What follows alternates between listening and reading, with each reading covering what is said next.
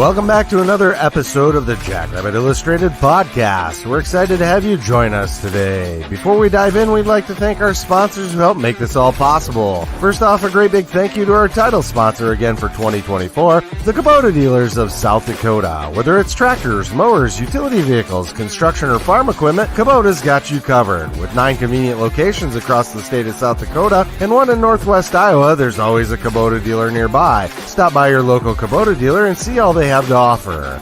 All A-Team shows are sponsored this year by Culver's of Brookings and Watertown, home of the Butterburger, fried cheese curds, signature root beer, and world-famous custard. Culver's, welcome to delicious. Next, we would like to recognize the support of our other A-Team podcast sponsors. Cubby Sports Bar and Grill, the best sports bar in South Dakota and home to the Jimmy Rogers Radio Show. Northwestern Mutual Wealth Management, see them for all your retirement and life insurance needs. And the Jackrabbit Former Players Association. And now, here is the A-Team. Welcome back, everybody, to Jackrabbit Illustrated, your one-stop shop for all things South Dakota State football. I'm Chad. I'm here with Dallas, Jake, and Matt, and we are going to recap Saturday, I guess just the other day's matchup against OSU Cowboys, and we're going to look forward to the upcoming clash with the University of Incarnate Word. But I'd like to give thanks to Kubota, our title sponsor for all our shows this year.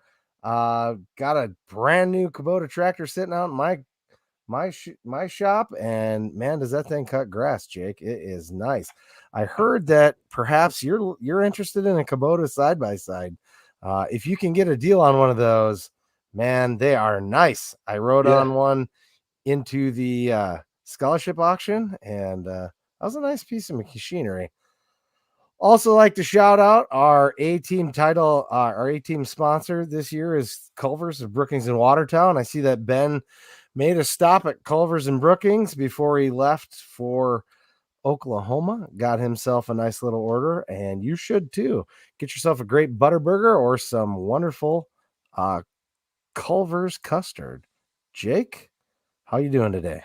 Good, man. Good. I'm a little tired. I've been walking around town without my Kubota tractor, my side-by-side that I'm supposed to have. So, that's the expectation now that I'd have that this last week, and all I've been doing is just trudging around town. So, any help we can get on that would be great. I think that's a 1-year anniversary thing. Oh, okay. That's I don't think case. you get that right away. Yeah. I might everybody's going to try and then. be a host of our show, right? And to be clear, I bought my Kubota tractor. Oh, okay. There you go. Just in case anybody were to think that was something I got for free. I did not. Got a heck of a deal. It's a great piece of machinery. Hey, Matt. Hey. How you doing? Good. Are you all rested up in the drive? Me? Yeah, I drove up, down and back both. Kind of a little snafu with the group. Life throws you curveballs, and so I ended up having the rental van in my name because of that, and drove all the way down there. Had to drive and pick up a friend at Tulsa the day before, so got an extra couple hours in there, and then drove back yesterday. So, well, you like to drive, so that's all I right. don't mind it so much, no, but I can tell you, Dodge Caravan's seats aren't the most comfortable. Fair enough. Fair enough. Oh, gosh. It was a nice van, but not the lap of luxury. Yeah. Dallas, did you make it to the Minnesota State Fair yesterday? Did not. Sorry. I showed up late, so I'm struggling getting my stuff going here. No, didn't make it to the State Fair. Did some kind of end of summer, just tried to enjoy what was left. Took youngest daughter and one of her friends to the pool and just kind of tried to soak it up a little bit. All right. There you go. John Colley says he knows a guy, so that's who you should talk to. My guess is you'd be dealing with a nice gentleman up at Farmers Implement there in Brookings, your local Kubota dealer there in Brookings. Which I need to stop there on Saturday before the game. I have to get some parts to do that oil change before winter. So, yeah, that's what I'll be doing for tailgating. Hey, and also Culver's, right? We talked about Culver's. Sorry, I missed it when I stepped out for a second. Yeah. So, hey, how was Stillwater? Let's get into Stillwater. How was Stillwater, you two? Jake, you want to start? Or? Yeah. Yeah. No, I I was able to make the trip. My wife and I went down. We flew. I probably wasn't as tough as you, Chad. We flew down, but it was really cool. Honestly, Stillwater is just this. What is it, like 50,000? I don't think it's super Yep, big, that's right. but it's the college is just the campus is gorgeous. Nice Yep. big campus, and even tailgating. You're tailgating in campus. I mean, you're literally on the yards and the lawns of Cool. academic buildings, which was kind of neat. I mean, it was just really nice and quick and easy walk. Our tailgate was great. Really good kind of attendance from across the board. We kind of wandered towards the stadium, got to the tailgate early, wandered to the stadium, came back, and it was just a sea of blue. It was really cool to see, the size of the tailgate there.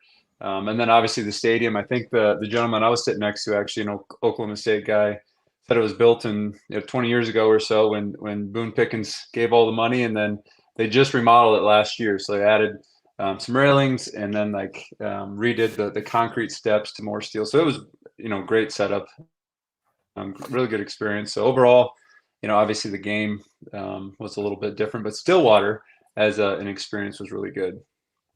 Yeah, and I'll echo that somewhat. I was of the understanding, talking to somebody, that they had redone the lower bowl first, and then they did their stadium's odd in that it doesn't face north south.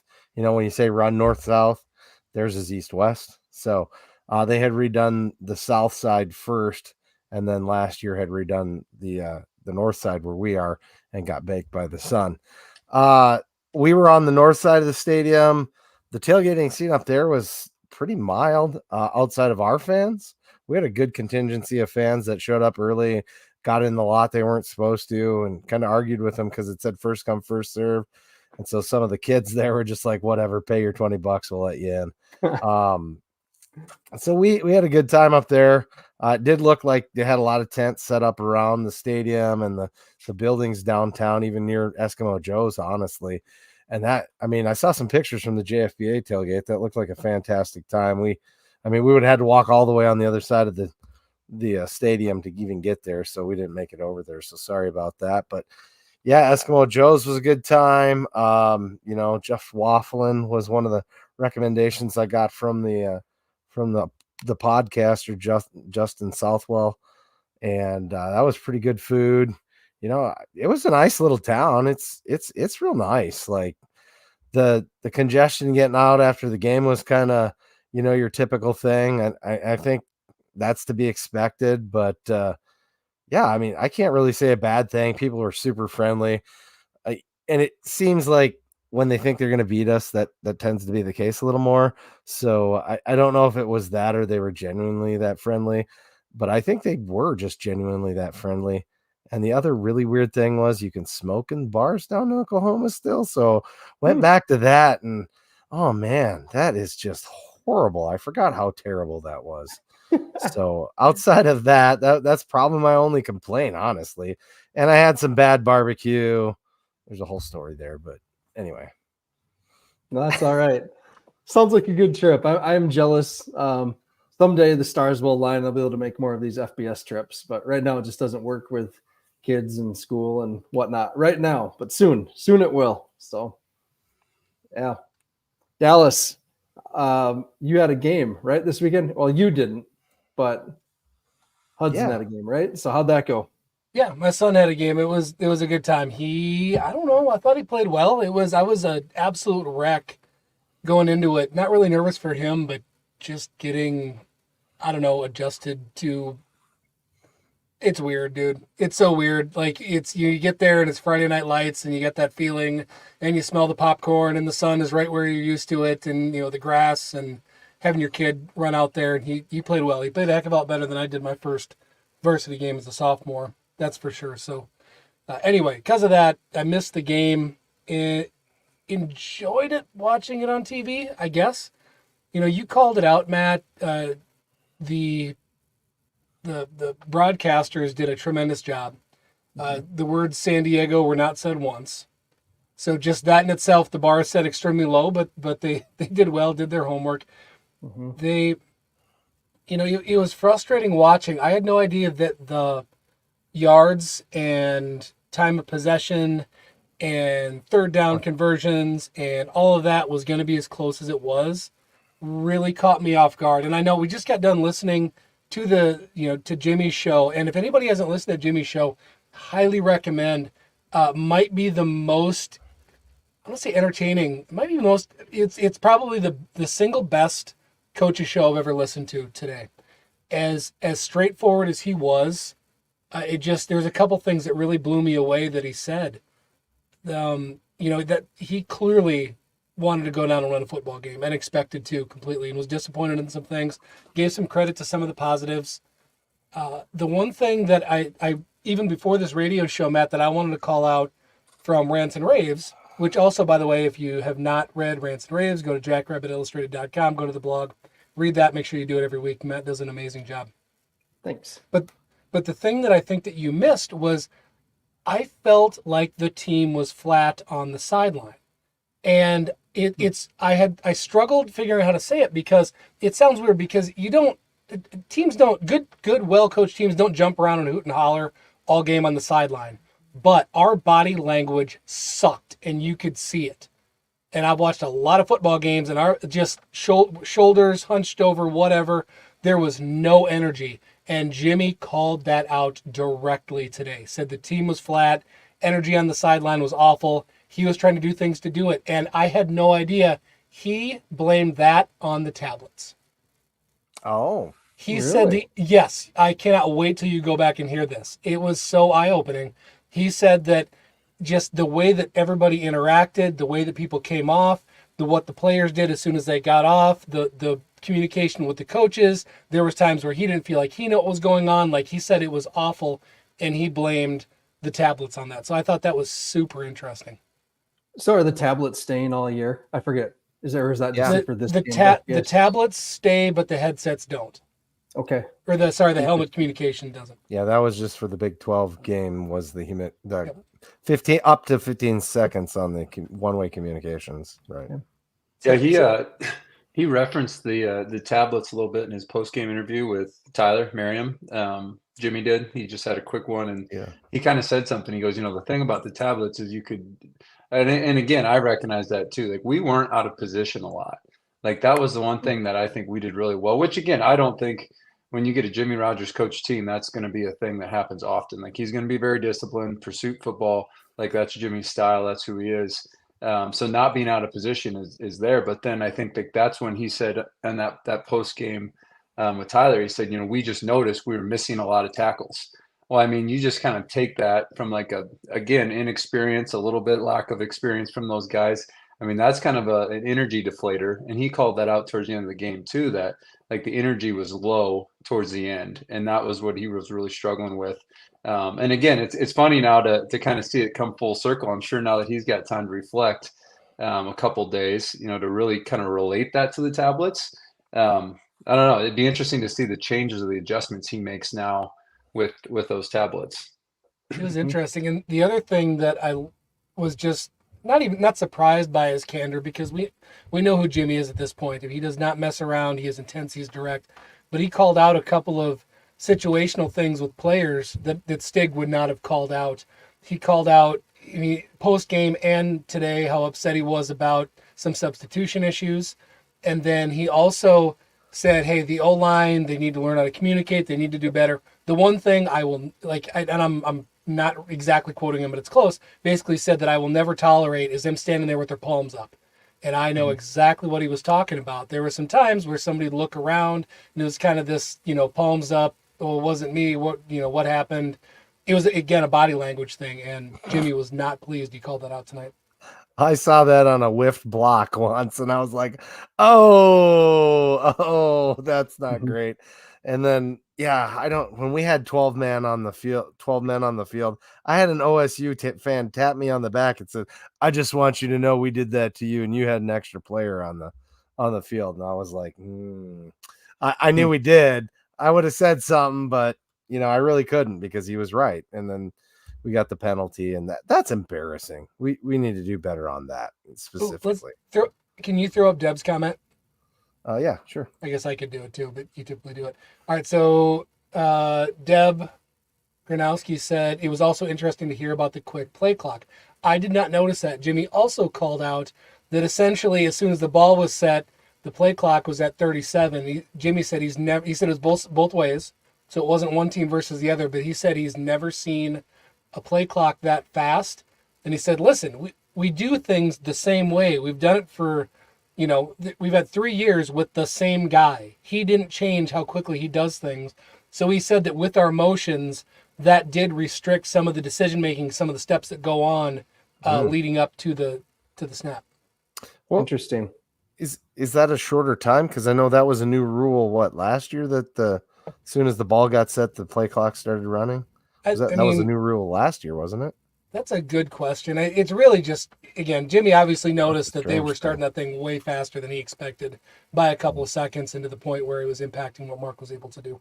Well, and they did that, right, controversially at the end of the NDSU Colorado game. Like, that was a big that's right. thing on that last drive where the ball wasn't even set, but the clock was going. So interesting right now. I don't know if that's a point of emphasis to speed games along in NCAA. A little home cooking, perhaps? Yeah. Hey, put up Seth's other comment here. Okay, so Seth Meyer says, maybe I wasn't paying attention enough at the game, but I don't remember seeing any linebackers other than the 4 returnees from last year seem to affect the tackling in the second half. That was my observation from home as well, that it was just the 4 main seniors that have played in the past. I did not see any Bryce Johnson, Joel Ullman, Colin McShane. Nope. Chase Van Tol, I guess, did have some stats, but I don't know if those came on special teams or if he did get some, base or some defensive snaps too. Jim Poppin says he saw Van Tol. So yeah, that's interesting. I saw the other 11 on the special teams play, but I thought it was, until you said something on our chat, I thought it's like, what's Gronowski doing out there on a kick? Yeah. Yeah. I mean, the thing about that too, I'd kind of add in that I think is relevant. And again, I know Coach Rogers well enough. It's never going to be a conversation around, we lost the game. Like, he goes every game expecting to win. He's never following that up with a but. It's never we lost the game, but I'll say it, but those were NFL caliber wide receivers. Yes. I mean, for sure. Yes. I mean, that team, that's the one takeaway. Again, obviously understanding what we could have done better, the opportunities we had. I think that team's in the college football playoff at the end of the year. Agreed. Their O-line, their running back obviously is great, Ollie Gordon. Their wide receivers were really good. And then that quarterback didn't make a lot of mistakes. And then on the defensive side, Nick Martins just flew around the field. I mean, that guy was everywhere. And so, I mean, that's, again, not taking away, we could have definitely tackled better, but just something to also kind of relate to. The caliber of that team was better than I even expected. It is. No, we're allowed to call that out. Jimmy can't, but we sure can. And I think we kind of glossed over, maybe assuming, or at least I did here in talking, assuming that most of the fans were on the same page in terms of, is there anything we should be concerned about? Again, go back and read Matt's article, or Matt, you can kind of talk through it. But should we be worried? No, that team was that good. And then gotten some discussions today, like, let's compare to North Dakota State and them versus Colorado. And again, Cal's played great, good for them. They shut down a couple of potential number 1 overall draft picks, or not shut them down, but didn't give up 60 points to a couple of number 1 overall draft picks potential. But no, these guys were that good. That offensive line was as advertised. They were unbelievable. They were so sound. Matt, you called it out.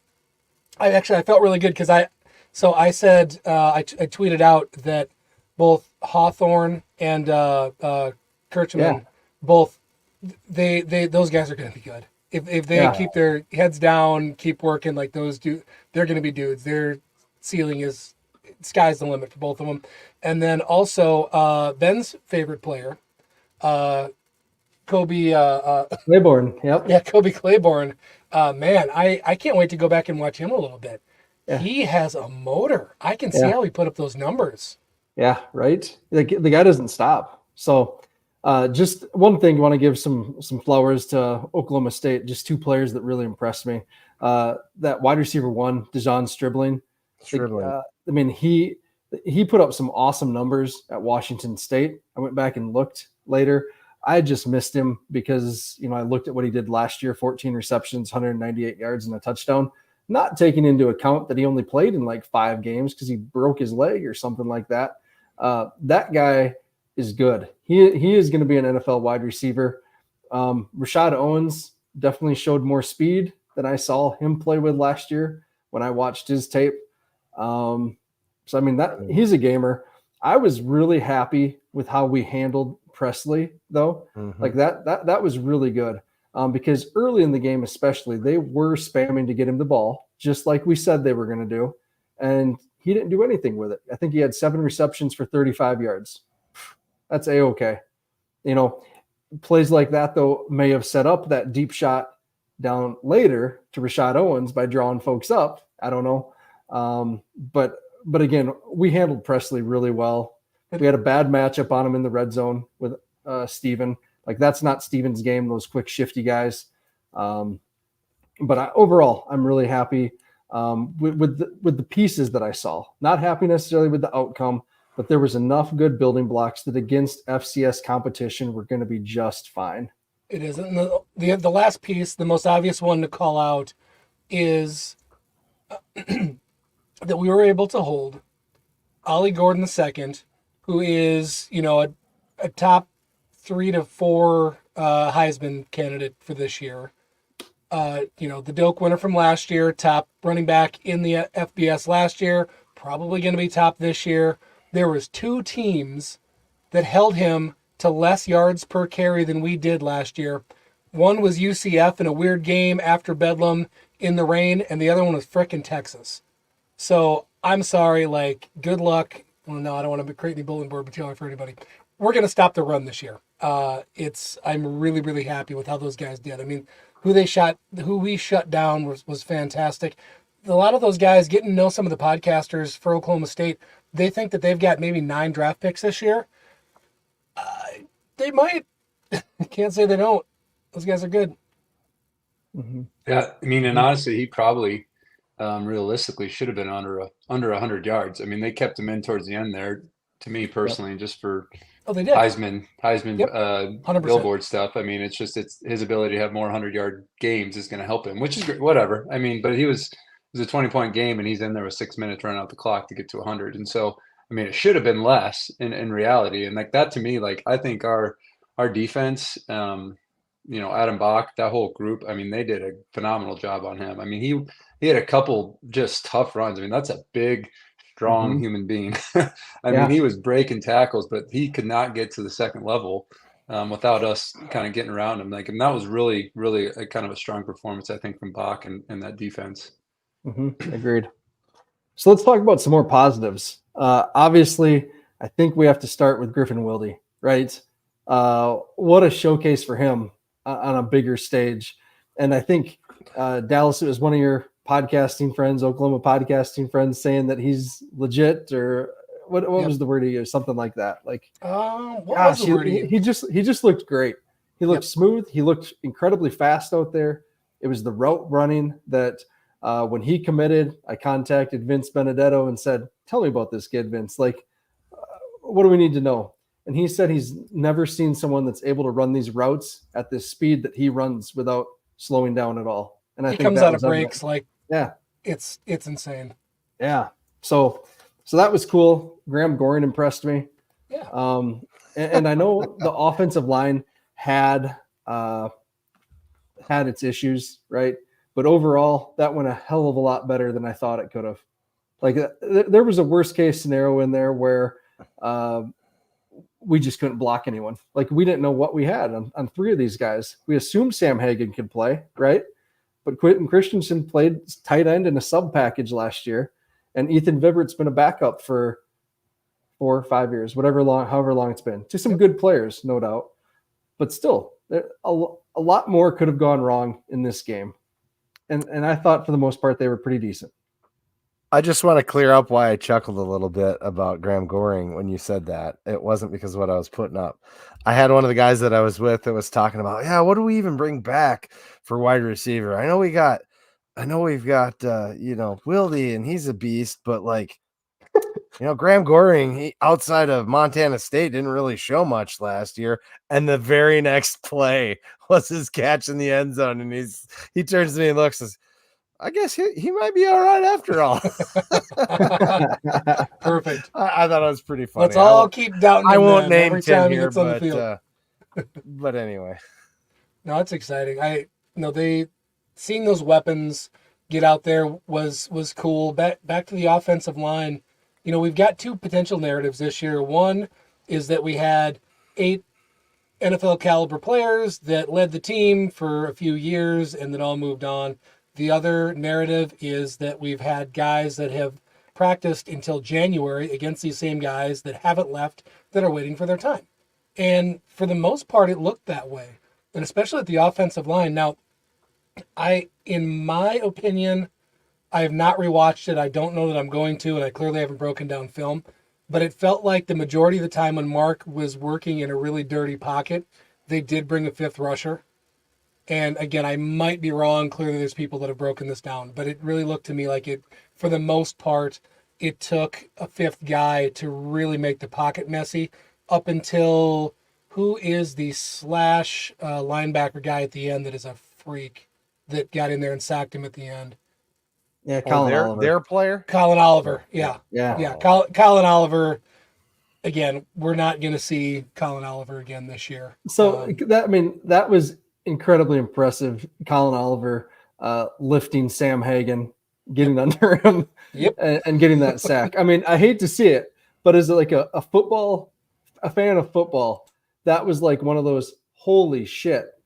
Did that happen? Like moments? Yeah. Jake, you have to appreciate that as like a pass rusher, right? Like, yeah, and again, I think sometimes just like that FBS, FCS comparison, the difference again, like all the credit to our guys. I think we're competing. We've done that for the last handful of years. Like, we have high quality players. We're rotating guys in. Our depth is there, but it's like those 1 to 2 to 3 guys on the other level. They're just the other level of specimens of humans that just I remember we played Minnesota. They had that 6'7", 340 dude that was a tackle, just another beast of a man. And you go against a Rex Burkhead type level guy too, and those types of guys.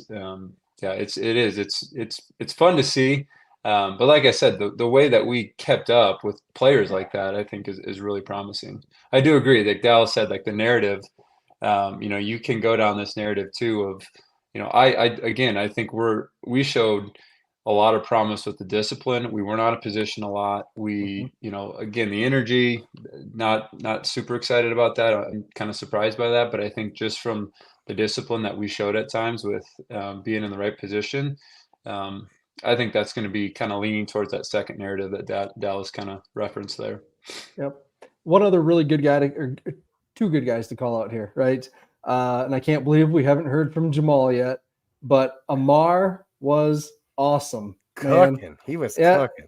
You told us, Jamal, that he was going to be at another level, and he looked great. Angel looked great. Very happy with both of them. Would have liked to see a couple more opportunities for Kirby Voorhees because we've heard so much about him this year. Kirby trucking Voorhees because he's going to truck some guys. He's going to truck some guys. Hey, there's Jamal. Excellent. So, Jamal, you were right. Man, Amar looks great. Really, really excited for the rest of the season for him. All right. Should we do – well, first, we got to take care of Northwestern Mutual here. So, game balls this year are going to be sponsored by Northwestern Mutual. We've heard a little bit about them. Actually heard from Mike Tuck and Quentin Hicks this week and just said thanks for the shout out on the podcast. But if you do need investing, retirement help, whatever it may be, contact the good folks at Northwestern Mutual. Make sure you have a plan in place for your retirement and in case you're not around to take care of your family and your loved ones. So it's the best thing you can do for your family is to make sure you have a plan for when you're no longer around. So with that, thank you, Northwestern Mutual. Really appreciate your sponsorship this year. And also the Alex's Lemonade Stand. Everyone needs to go back and listen to Slade's interview that he did this week with Alex's mom, about the foundation and where this all started, where it came from. That is on the FCS Nation radio podcast. You can podcast it. It is excellent. Or Stone. Jeepers, not Slade. Stone. I was going to let you finish. Stone Labanowitz. But it was excellent. Stone did a great interview, and really inspiring work that this mother is doing for her daughter, Alex. So thank you, Stone, for doing that, Kevin. And thank you to Northwestern Mutual for sponsoring again this year. So players announced next week. Let's go. All right. Game balls. Where's my paper at for last week? All right. Dallas. I think you won. You picked Griffin freaking Wilde, GFW.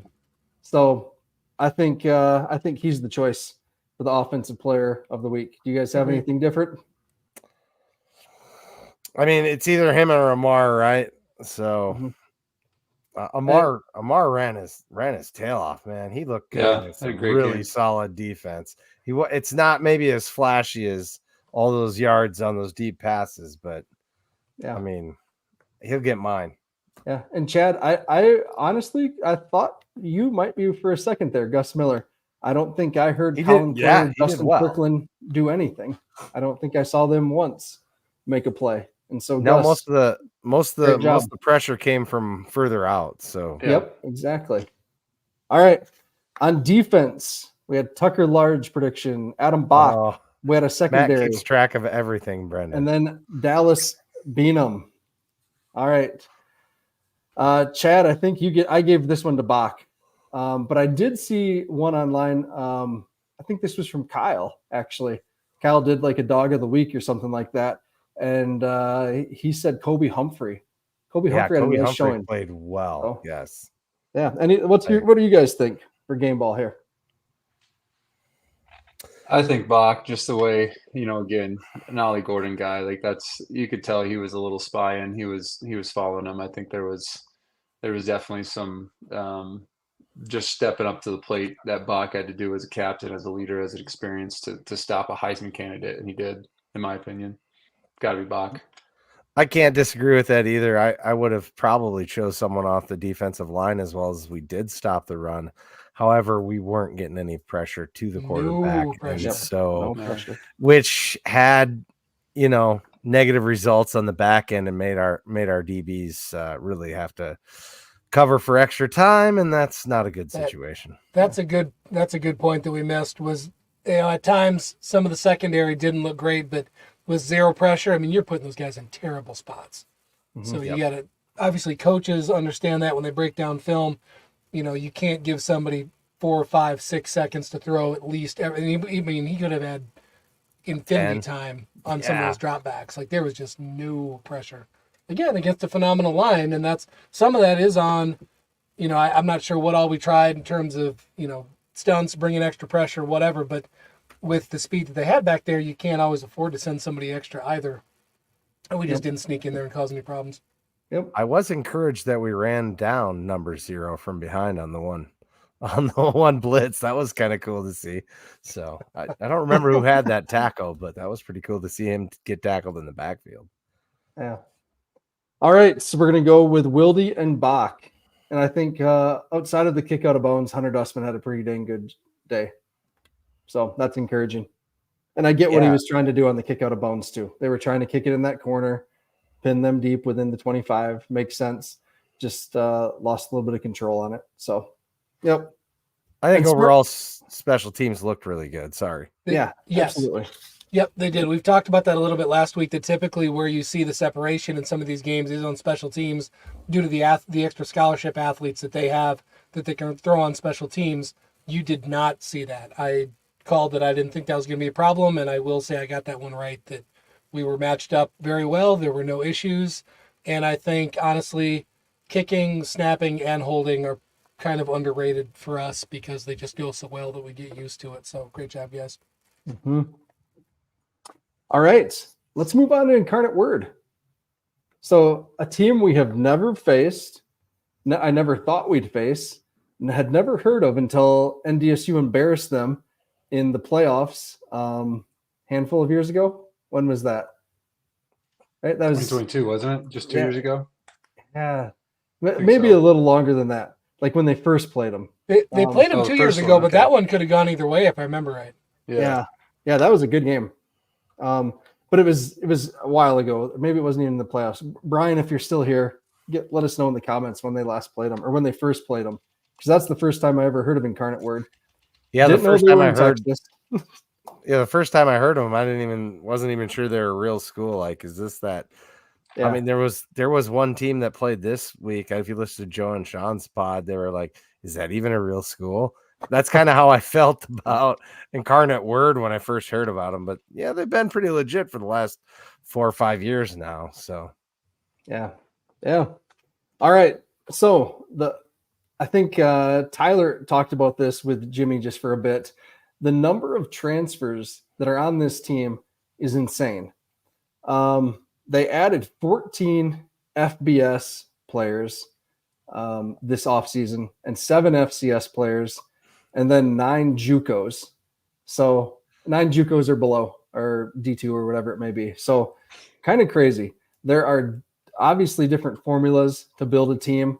But on the offensive 2 deep, for starters, 9 of 11 guys are transfers.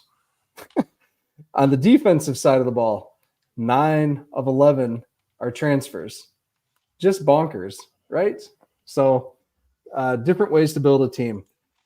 Has anyone else had a chance to look at these guys at all? Any initial thoughts? Oh, I watched a good chunk of the game, but no, just to expand on what you're saying a little bit more. I mean, you want to talk about the exact opposite way to build a program versus South Dakota State, and that's who University of the Incarnate Word is.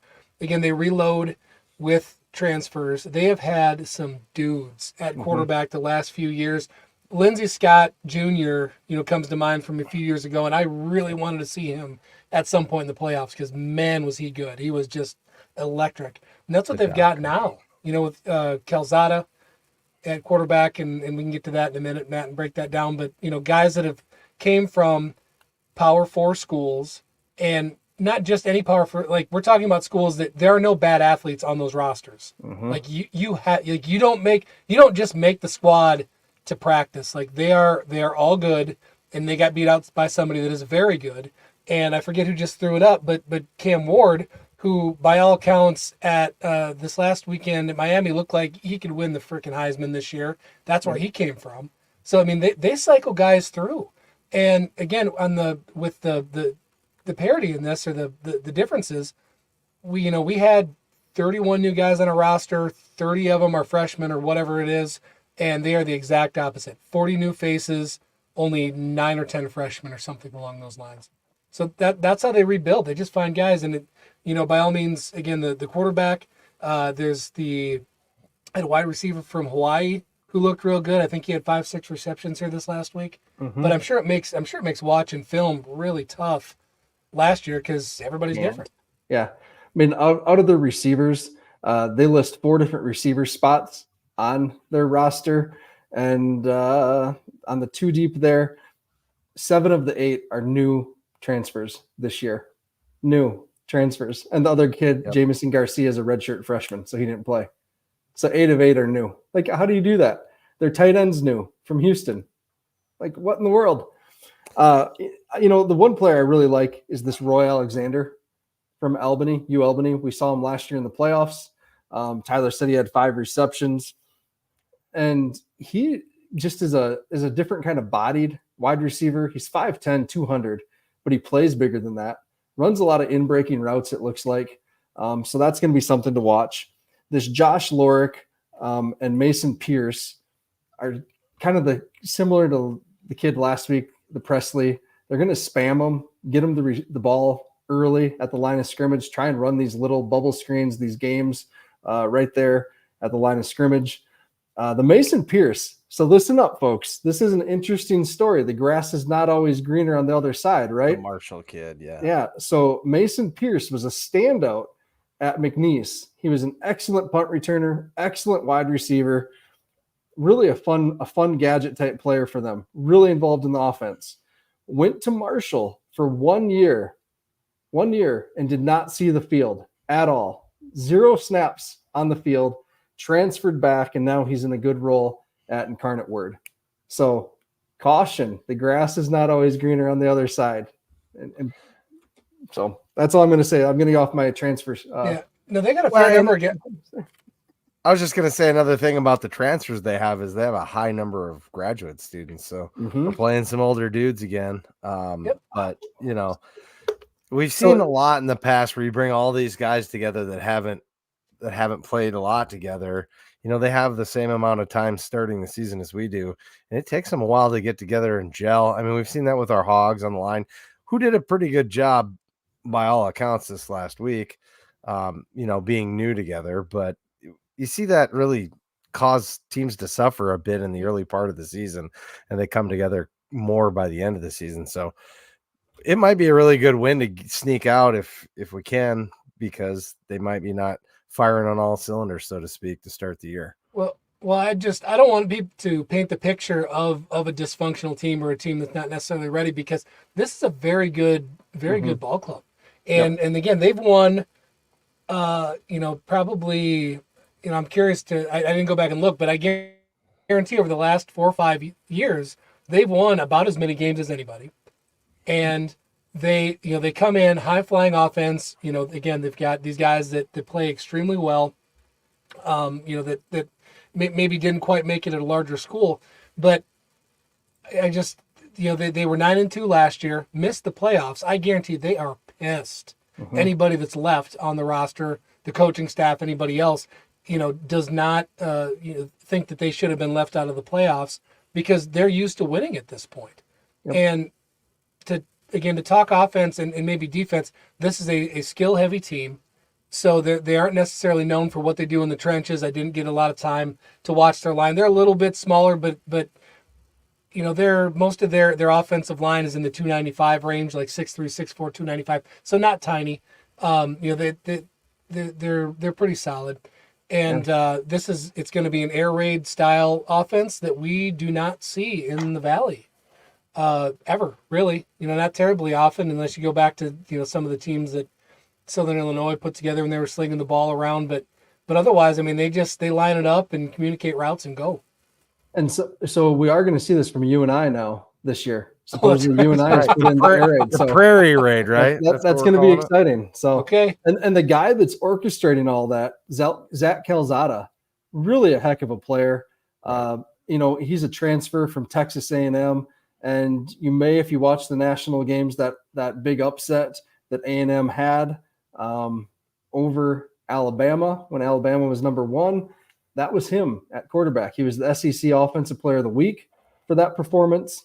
For whatever reason, left A&M after that season, went to Auburn, got hurt, did not play, and now he's at Incarnate Word. So, again, he looks really good. He looked good once he got going against Northern Colorado. And the two, they don't just sling the ball around. They don't just pass the ball. They have some nice running backs. They kind of have a Thunder Lightning duo in that backfield. Isaiah Robinson's the bigger of the two, 6 foot, 215. And then the smaller guy, Declan Taylor, 5'9", 165, and he is lightning in the bottle. He was fun to watch. Broke off a long touchdown run in that game.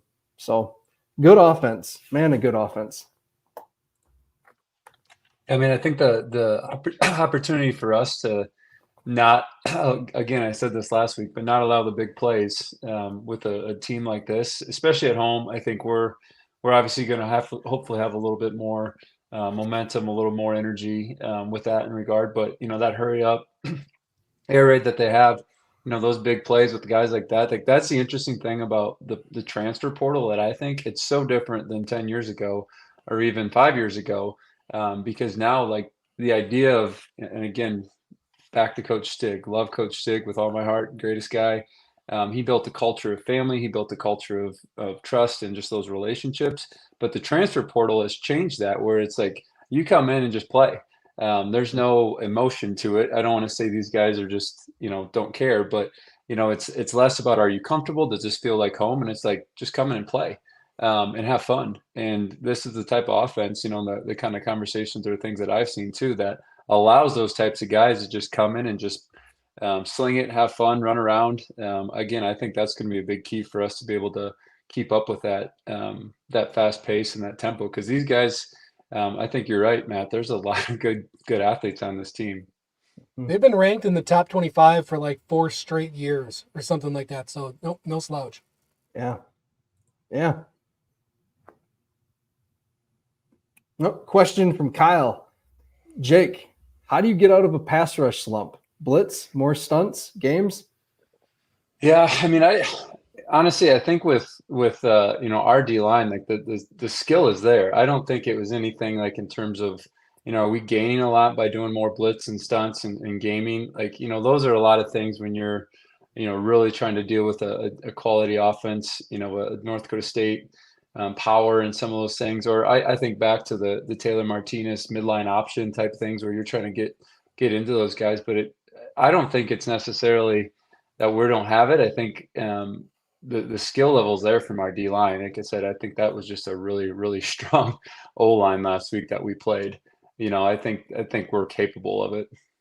And they had quite a bit of depth on the O-line too. They were able to sub Yeah. people out if they needed to and still retain high quality guys. Yeah.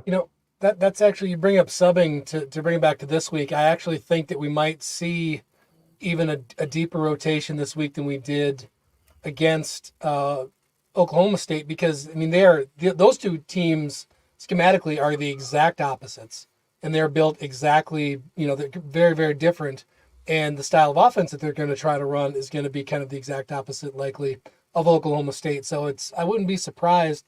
We ran, I don't know if we got 12 guys in on the defensive line. I didn't check it off, but at least, I mean, there was at least 10 that played on Saturday. And then I've got a cat crawling across my keyboard here. Sorry. We have a kitten. Just freaked me out. I saw a shadow behind the computer. I almost panicked. Went into fight or flight. Do we get to name the kitten, or has it already got one? It does. I think we're going with Pepper. I'm not sure. Look out, buddy. Nah. Sorry. We got important stuff to. There we go. All right. So anyway, I think it's going to be different, and I think we could see on the linebacking core, a few more guys subbing. We talked about only seeing those top 4, but we could see a little bit bigger rotation. Mm-hmm. Mm-hmm. Hey, so let's flip over to their defense. They play a 4-3, and it's an interesting one. They run a lot of guys in on that defensive line as well. Their linebacking core, Tylen Foster is their leading tackler. He returns. Darius Sanders returns. And then Mr. Williams returns. Mr. Williams, yes. Again, a lot of transfers. They picked up some of the guys from Colorado last year that had left. And so that's kind of cool that we'll see some of these players. The local angle, right? Because we always like the local angle here. Chase Carter was one of the best players in Minnesota in the 2021 or 2022 class. Verbaled very early to Michigan State. Spent a year at Michigan State, and now he is in his second year at Incarnate Word. Went to Minnehaha Academy and was just an absolute beast there. He's one of their defensive tackles, having a nice season, had a good game last week. Also, Dune Smith, who some might remember from Southern Illinois last year, their stud linebacker. He is now here as well. Him and Darius Sanders split time at the star linebacker position. So kind of some interesting players right there. Kendrick Stone is one of their best corners, Iowa Western.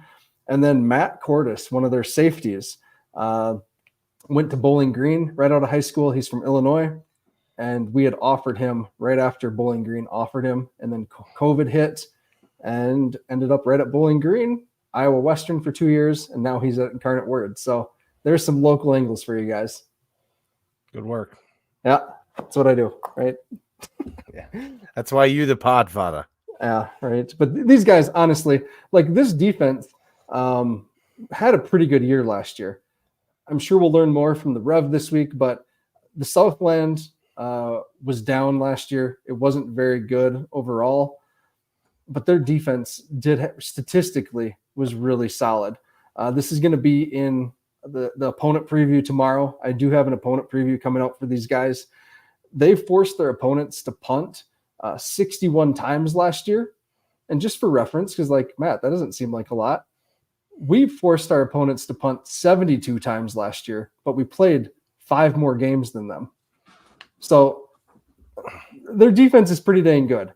They don't get a lot of sacks, but they're opportunistic with their turnovers and takeaways, and they're just really solid. If you watch the Northern Colorado game, they allowed 1 explosive run, but outside of that, man, they kept the ball in front of them for most of the game. They're going to be up and ready for this. Looking at their schedule, one thing I wanted to touch on. So they beat a presumably terrible Northern Colorado team last week, 28-7, where they kind of struggled, and I watched the majority of that game, and then their athletes just kind of took over towards the end. Yep. But they come to Brookings, then they go to Southern Illinois, and then they get into then they have they've got Northern Arizona at home, and then get into conference play from there. And I mean, I have to assume that they're looking at they've had this game circled on their calendar. I got to assume that this is the measuring stick, and not that a game at Southern Illinois isn't going to be tough for them, but they want to show that they got left out last year, and they added all these new studs, and they're going to come in, absolutely ready to play here. And I think they didn't have an FBS game, so I think this has got to be their top game on their schedule for them. Mm-hmm. Yep. I mean, when you're number one, you got a target on your back. So, yep. Yeah. And I didn't say that to be arrogant at all, but it stands to reason that that's who I'd want to go play and beat at their place. Yeah. Right. Sure makes your stock rise quicker. Right. So, yeah. So they're going to be fired up. We're going to be fired up. It's going to be a fun game. Before we get into predictions, though, Jake, what does JFPA have going on this week? Yeah, so I think great tailgate in Stillwater. I think another bigger one, if not bigger, this week at home. Our first official tailgate kind of combined with the parents, so we're excited for that. And again, a great love for the sponsors, included Jackrabbit Illustrated as part of the sponsors there. So that's great. This week we're also honoring Matt Anderson. Again, we talked about him last week, the tight end from Rapid City that passed away in a tragic accident. So I think kind of a great thing just to be able to share that recognition and love for a former player, but a former family member for a lot of people back in the day. So some good things going on there. I think we're continuing to stay close to Jimmy, obviously being the relationships that we have there. Finding ways to feed the guys. So, we're in search of a big propane tank, 1,000-gallon propane tank, so we can take care of the guys in some different events. So did want to kind of get that call out. If there's anybody that's got a connection to something like that out there, give us a shout. But yeah, so lots of good things. I think, this is going to be a fun game. This week honoring Matt Anderson, but also, getting to home and celebrating the national championship. Yeah. Awesome. Thanks, Jake, and thank you, JFPA. So, all right. Who went first last week? Jake did. So, Chad, who are you going with for your offensive player of the week? Well, I just think it's going to be Amar. I'm just going to say it. I just think it's going to be Amar. Don't ask me why. That's just how I feel. Okay. All right, Dallas, who you got? For offense, I guarantee that Mark is not happy with the outcome of that game.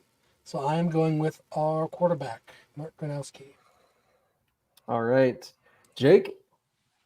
Yeah, I love the kind of excitement that Griffin kind of pulled away with last week. I think that's going to be kind of the next step. And I think, I'll say it kind of reminded me a lot of a Jake Winicky. 100%. That was the thing that I kept, which love that guy. That is one of the best history of SDSU that I think, just human being overall and just person. So I'm going to Wildy. I think he just, he's stepping up. Mm-hmm. Me and my friends were talking about how he reminded us of Winicky as well. And yeah, really the only difference is he's just an inch or two shorter than Jake was. Yep.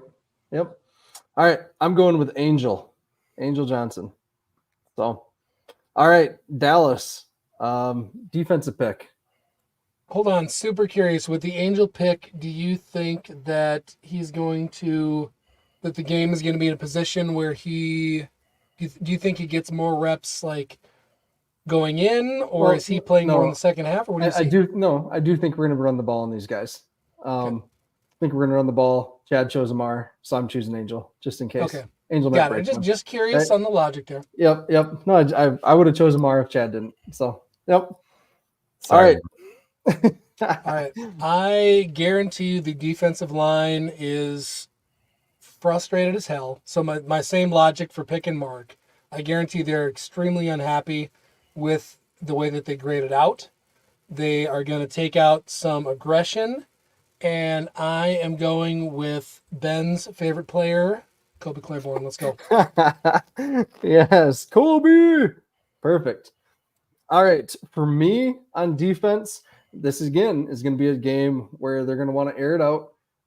And for the second week in a row, I'm going with Dallas Beanham. All right, Jake. Man, I had the same idea as Dallas there. That D line. That's what I was hoping on. But yeah, I think that's the key right there, is just kind of understanding the struggles that they kind of had. You know, Kyle called out the pass rush and some of those things that we can do. So I'll go with Frankel. I know he's on the backside of that, just because I think I can't go with the D line because he took Claiborne. But I think that front seven is going to be key this week. Oh, by the way, just off to the side here, we can like team up on everybody and go D line all the time, there you go. all year, and that is completely fine. All right, I'm in. Can't pick a position group. Come on now, that's lazy. Yeah. Well, we can each pick one. Yeah, you can. Yeah, we play like 20. I get such a hard time when I pick the position group that no one else can do it. I guess I don't let it slide. No, yeah, I know you can. I'm just gonna let you hear about it. Yeah. All right, Chad, who you got for defense? Well, Kyle says Changang's hungry. Pat Whitty here says, O-line and D-line. So I'm thinking they're going to get taken to church, and Jared DePriest is going to have a day. Yes. Okay. Taken to church. Yes. Jared DePriest. I got you, Chad. Yeah. All right. I had to look back at what I wrote in my preview article tomorrow. I am predicting a Jackrabbit victory 38-17. 38-17. Jake? I think we're going to come out offensively pretty strong. I'm going to go a little bit higher with like a 42-21. I think it's just going to be the Gronowski kind of stepping up home game. Just a lot of energy. I think we'll score more. Okay. Chad? Well, he took our score from me. 42, I think, is what we're going to get. And I was thinking 24 for them because they're going to score some points. Okay. Did he just write that down or what? 42-30 or 20. Okay, so 20. You took my Claiborne pick, so we're even now. I'm just trying to prove that I'm not copying you. I got 42-20. Good guys. Awesome. So, okay, those are written down. Good work, everyone. All right, so now we have a ton of nuts and bolts to get to here. So stick with us here for the next little bit until we're done, okay? We're excited to announce for 3 different games this year, we have 2 tickets that we are giving away to each of those games. So this is the first game. I believe the tickets are in section 120, and I forget the row and actual seats. But we have 2 tickets. Dallas, do you have information on the exact details of this contest, or are we coming up with it still? I can talk through that. I do not have the details of where the seats are. But yeah, we've got 2 tickets for 3 home games. Excited. We're going to give those away each week, midweek. So what we're going to do probably tomorrow, we're actually starting a day late, I wasn't thinking about the holiday, is on X, on Facebook, and on Instagram. We are going to have a post, and we are going to take anybody that basically likes, shares, comments, and shares, and follows us. And we are going to give those tickets away randomly to anyone that does that across those 3. I think we should include comments. Yeah.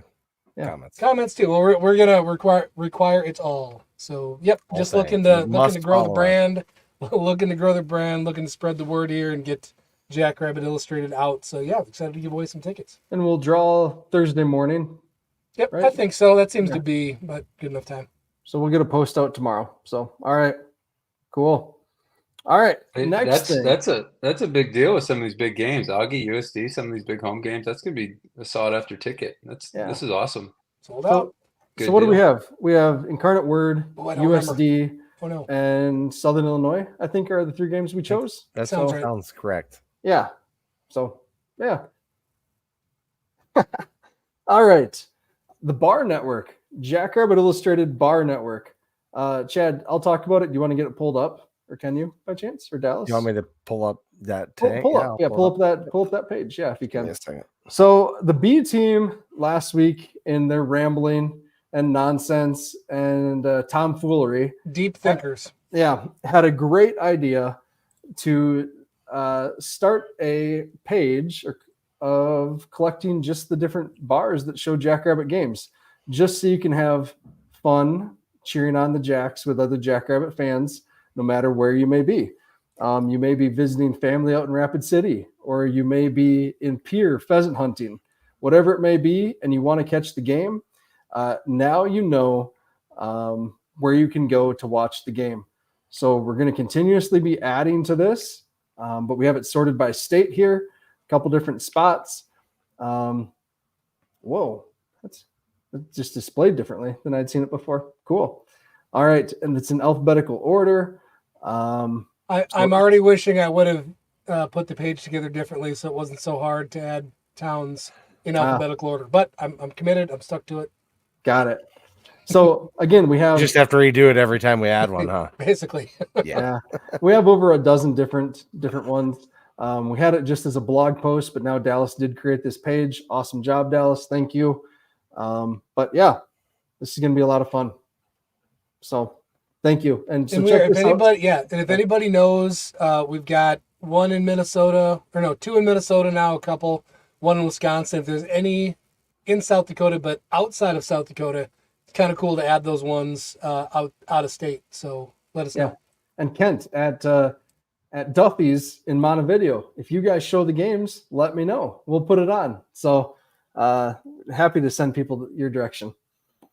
All right. Next up, Friday night.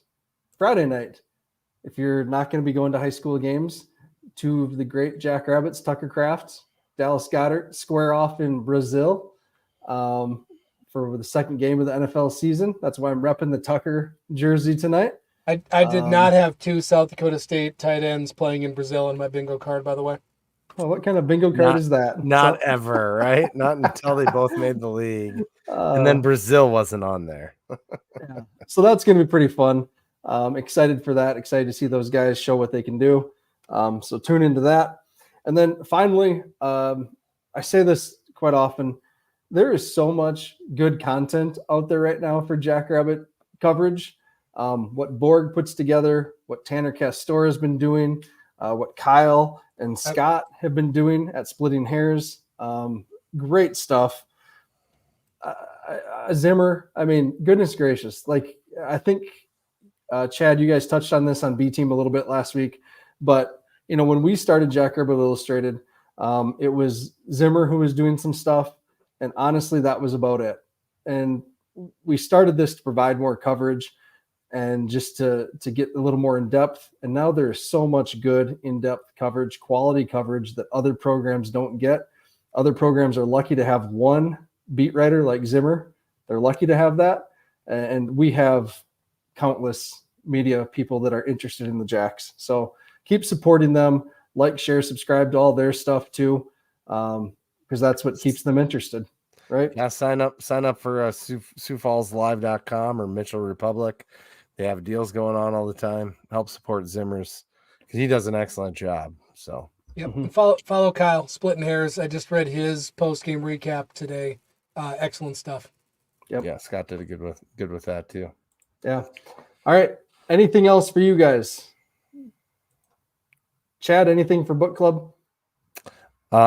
does sound like a certain someone that's been commenting here may or may not be bringing brisket since we're playing a Texas team. Oh, And yeah. so if you know, you know. Yeah, come on out. We'll have some beer. We'll have some food. We'll all be there in the same spot. I know there was some questions on that earlier on, but we'll all be there. Tent's working well, and yeah, excited to get back out there. Awesome. Dallas, you making it over? I am actually going to be in Wisconsin watching the Badgers beat up the Yotes. All right. Good. And Jake, I'm assuming you're going to be there, right? Yeah, no, it's I think, again, we have 2 big home games here, and then we don't have another one after next week till October 12th. So I think the opportunity to get out and enjoy some good fall weather in Brookings, early season game, night games. I think it's going to be an awesome time. Really be a good weekend. Yeah.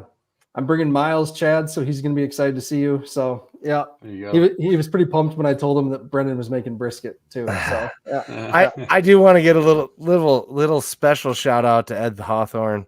That'd be Bryce Hawthorne's dad. Come over and talk to me for quite a while at the tailgate. Had some great conversation about his life up there in Minneapolis. And cool dude. If you guys see him, say hi. He's very friendly. And yeah. just gotta. No, that was nice of you, Chad. That's nice. I hope you weren't laughing at me. Sometimes we just get the goofy comments. So, I think that's Kevin's alter ego on a different platform. It's gotta be. Yeah. All right. Thank you, everyone. Like, share, subscribe. Thanks for tuning in. This is a lot of fun. Go big, go blue, go Jacks. Go Jacks.